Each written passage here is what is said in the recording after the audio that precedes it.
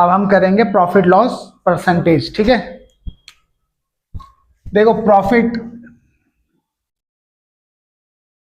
कब होता है? जब आपका सेलिंग प्राइस ज्यादा हो और कॉस्ट प्राइस कम हो। ओके, और प्रॉफिट इक्वल्स टू होता है selling price minus cost price. मान लो किसी वस्तु पे जो है उसका कॉस्ट प्राइस था 100 रुपये।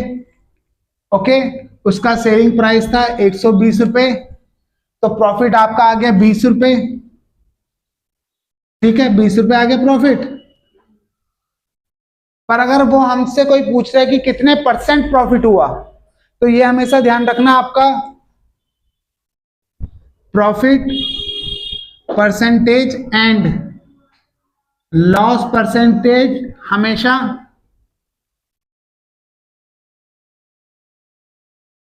कॉस्ट प्राइस पर निकलेगा। किस पर निकलेगा?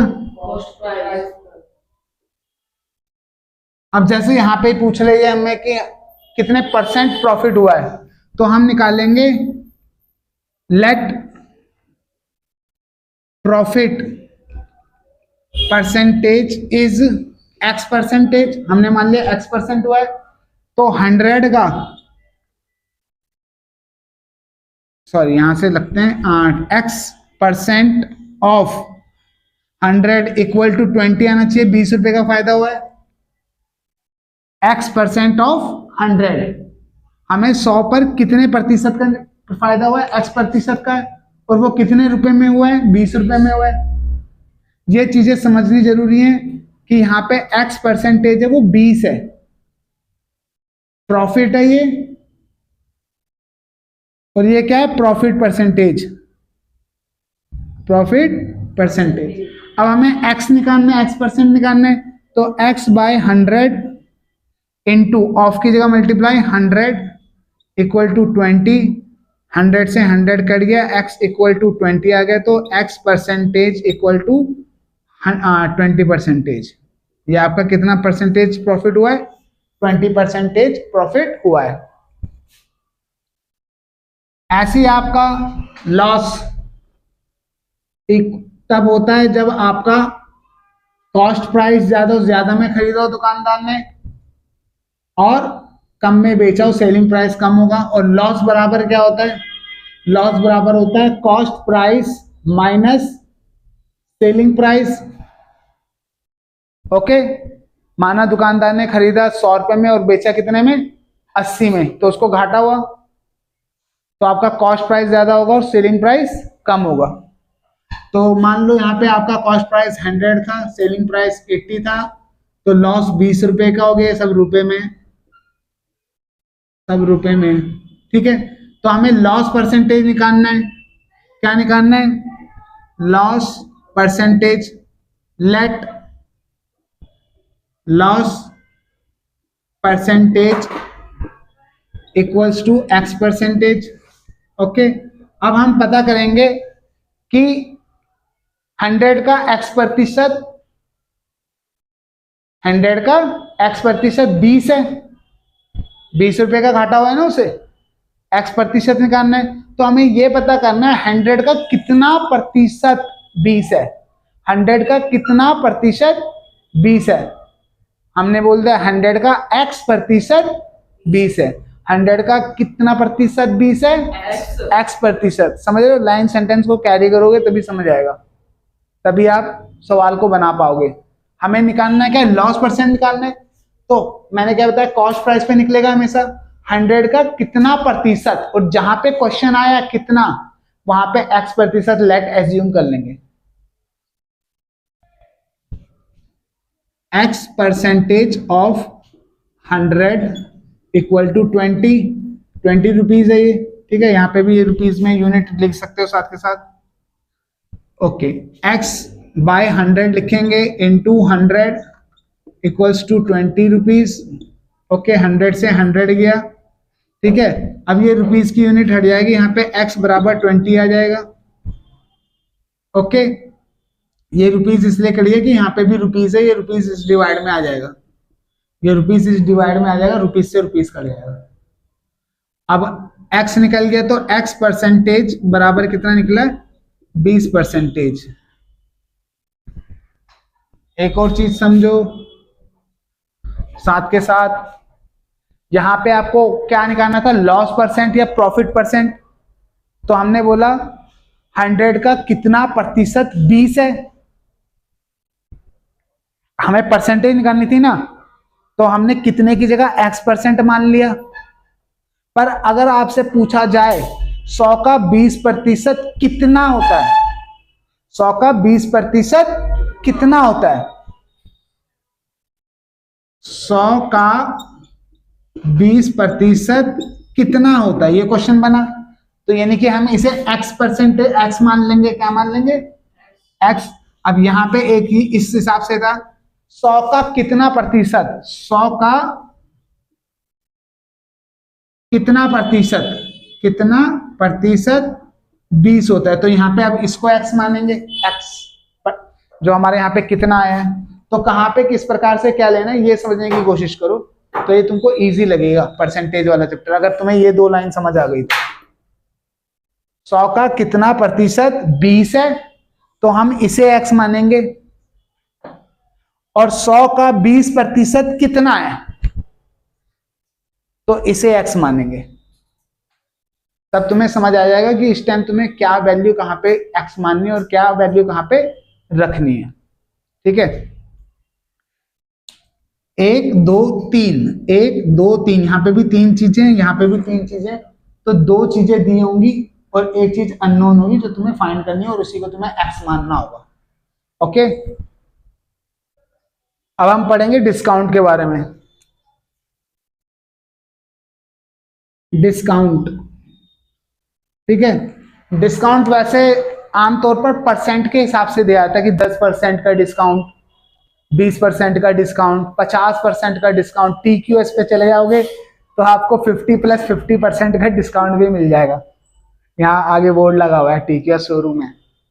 ठीक है, डिस्काउंट ज्यादातर किस में मिलता है, आपको परसेंटेज में मिलता है। डिस्काउंट हमेशा मार्क प्राइस पे या लिस्ट प्राइस पे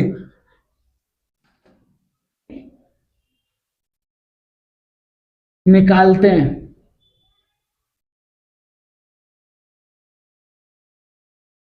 ठीक है, डिस्काउंट हमेशा किस पे निकालेंगे, मार्क प्राइस या लिस्ट प्राइस। मार्क प्राइस या लिस्ट प्राइस वो प्राइस है, मार्क प्राइस या लिस्ट प्राइस वो प्राइस है जो आप कोई भी आर्टिकल ले रहे हो, उसके साथ एक टैग लगा हुआ था, उस पर लिखा हुआ होगा, या फिर शोरूम के बाहर या कहीं पे एक लिस्ट लगी होगी, उस पर लिखी होंगी चीजों की प्राइस, वो आपके मार्क प्राइस या लिस्ट प्राइस होते हैं।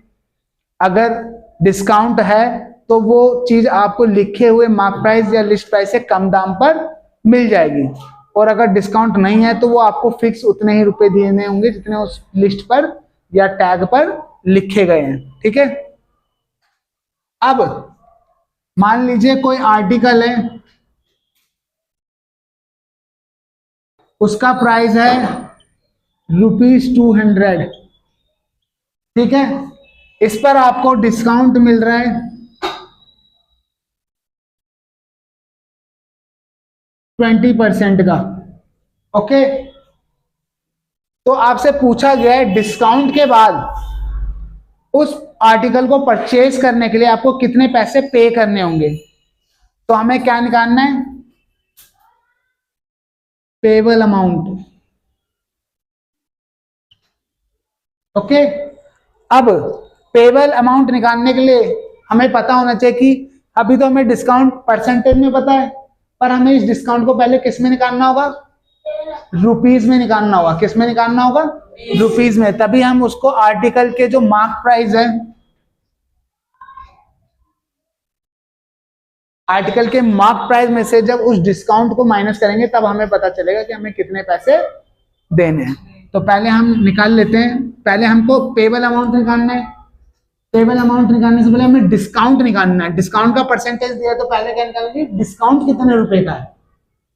तो अब हमें यहाँ पे ध्यान से जैसे मैंने आपको बताया था 200 का या 20% ऑफ 200 कितना होगा, कितना होगा उसको हम क्या लिख देंगे, x।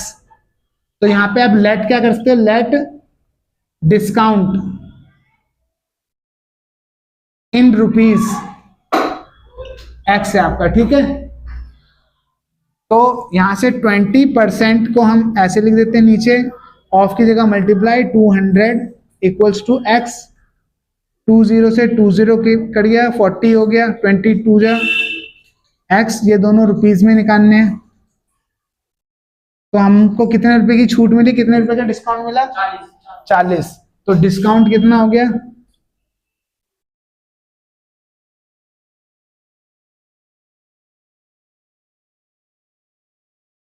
40 रुपीज। ओके, अब पेबल अमाउंट कितना हो जाएगा,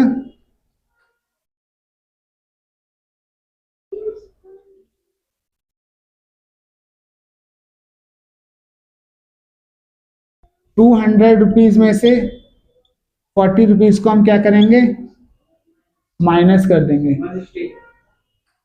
तो आपका पेबल अमाउंट कितना आ गया, 160 रुपीज। ओके, अमाउंट टू पे इज 160 रुपीज। इस तरीके से आपको डिस्काउंट का यूज करना है। अब हम पढ़ेंगे वैट या जीएसटी क्या होता है इसके बारे में।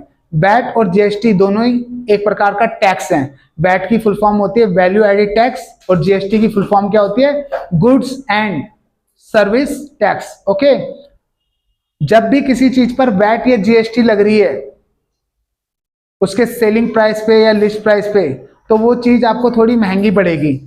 ये वैट जो होता है या जीएसटी जो होती है ये जाती है गवर्नमेंट को, और इसी जीएसटी या वैट का जो है गवर्नमेंट यूज करती है इंफ्रास्ट्रक्चर के लिए, डेवलपमेंट के लिए देश के या किसी स्टेट के, ठीक है। तो वैट और जीएसटी लगने से क्या होता है, चीजें थोड़ी उनकी कीमत बढ़ जाती है। अब मान लीजिए कोई आर्टिकल है, उसका मार्क प्राइस आपको कितना दे रखा है, 2500 रुपए दे रखा है, और उस पर 12% का वैल्यू एडिड टैक्स लगा हुआ है। ओके, 12% का क्या लगा हुआ है, वैल्यू एडिड टैक्स। अब आपको बताना है कि अब आपको दुकानदार को कितने पैसे देने होंगे या कॉस्ट प्राइस क्या होगी उसकी आपके लिए। तो जो टैक्स वगैरह ये सब चीजें होती हैं ये किस पे लगती हैं, ये भी लगेंगी आपकी मार्क प्राइस या फिर लिस्ट प्राइस पर। ओके, तो पहले हम निकाल लेंगे टैक्स। 12% दे रखा है, 12% को हम रुपीज में कन्वर्ट करेंगे। तो इसके लिए मैंने क्या बताया था, 2500 का 12% कितना होगा, यानी कि x% होगा, x होगा, ये हमने मान लिया x, ये रुपीज में निकालना है हमें। तो x के साथ क्या आएगा, रुपीज, ठीक है। अब 2500 का 12% x होगा, x रुपीज में, 20 से 20 काट दीजिए, 25 और 12 की 25 दूनी 50 का 0, 80 लगा 5, 25 से कम 25, और कैरी कितना लगाया था हमने, 2, 26, 27, ओ 5 लगाया था, 25 से कम 25 और 5 30। तो 300 रुपए का आपको उस पर क्या देना पड़ेगा, टैक्स देना पड़ेगा। यानी कि अब आपकी जो कॉस्ट प्राइस है या सेलिंग प्राइस जो भी आपको खरीद रहे हो या बेच रहे हो, अब वो कितने का देना पड़ेगा, 2500 रुपए प्लस 300, 2800 रुपए। ऐसे ही आपका जीएसटी भी होगा, वैट की जगह बस जीएसटी लग जाएगा, ठीक है। इस तरीके से आपको वैट या जीएसटी निकालना है।